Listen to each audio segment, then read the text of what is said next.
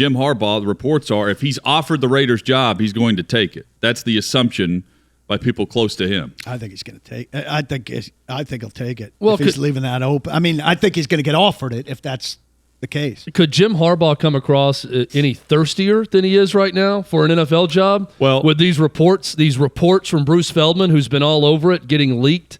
Bruce Feldman with The Athletic had the report that if offered, he's going to take it.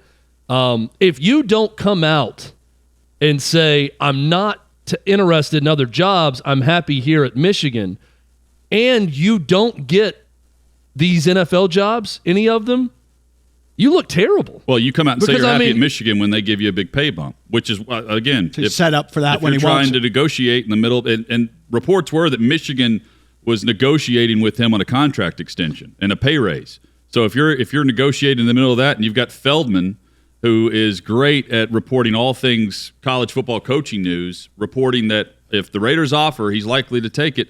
Again, that's another great negotiating tactic. I don't think this is about negotiation at all. I really think Jim Harbaugh wants out of college football because his personality does not line up with everything we talked about with Josh Pate earlier this week in regards to pushing NIL, listening to college players' demands for NIL money or transfer portal and all of that. Jim Harbaugh wants to coach football.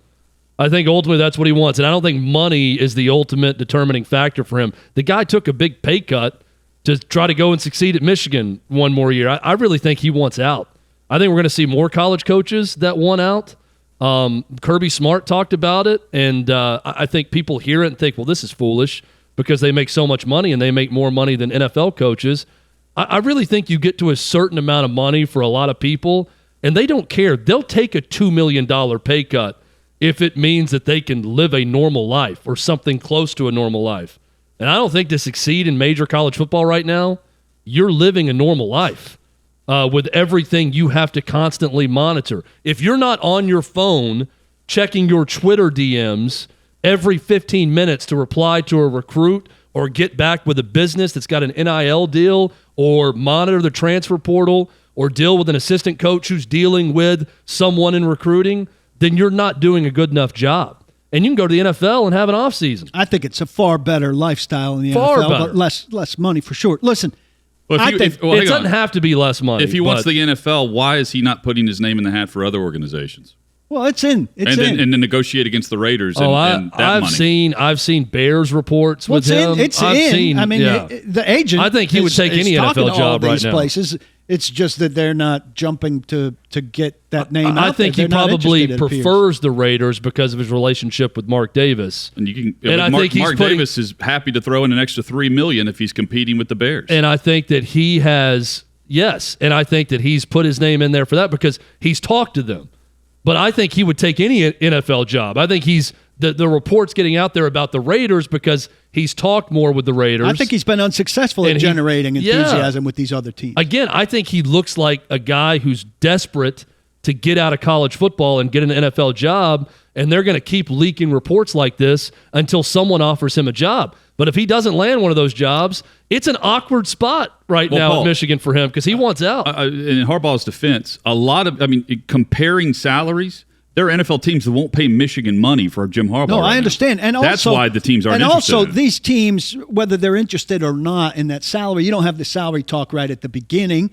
And you know what it takes. I know, but you have to be above where he is right now. A lot of these teams are doing a good job at interviewing a very big field, which I think is smart. You interview as many people, as many as you can. I'd get him in the door to talk to him about my roster. But with him, again, I don't think you could get him in your door unless you're legitimately going to pay what the Raiders would be willing to pay him. Well, I think you could say... There are five teams that are paying Raiders money for their coach. I think you could say we'd consider it, but I'm not telling you what I'm doing before I meet you. And so if it takes that, then go ahead and talk to the Raiders.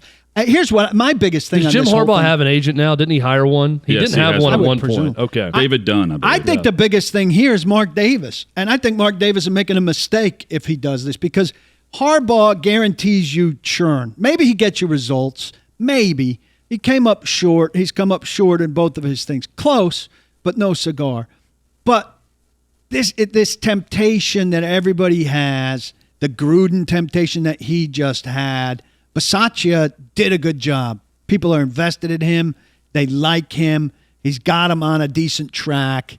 They're coming out from under Mayock, who had the bad early drafting, right? I don't know what they're going to do for a GM, and I think the GM needs to be of major influence here. So if you're hiring Harbaugh has to be technically hiring the GM, I would think. I don't like coaches in control of the GM. I prefer it to be balanced.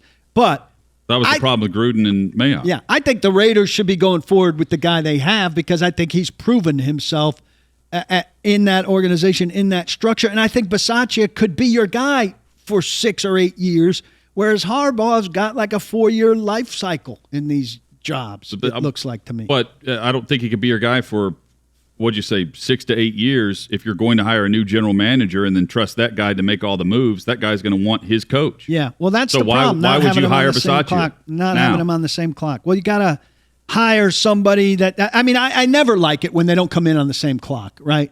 The Titans have been fortunate in that they survived with the Malarkey-Robinson thing, and then Robinson got the hire of Vrabel, and then they aligned their contracts so they're on the same clock. Ideally, you're hiring both at the same time. But if Harbaugh is going to be your coaching hire, that new GM isn't doing the hiring. Mark Davis is doing the hiring. Yeah, I think the proper the direction you want to go, the order you want to go in is either GM, then head coach, or GM, head coach at the same time. Well, I think it's out of line when you hire the head coach and then a GM after the fact. You hire the GM first, and he doesn't necessarily completely hire the head coach. The GM and the owner hire him together, but he's not completely the head coach's boss. Yeah, but you need GM and head coach to sign off on each other. Yes. So GM first, head coach you want needs to sign off on that GM and say, I want to work with this guy or girl, and vice versa. Or it's a package deal. You're hiring both at the same time. Maybe they have a track record together, or you know they're going to work well together. You bring them at the same time. But I would never want to hire coach before bringing in GM.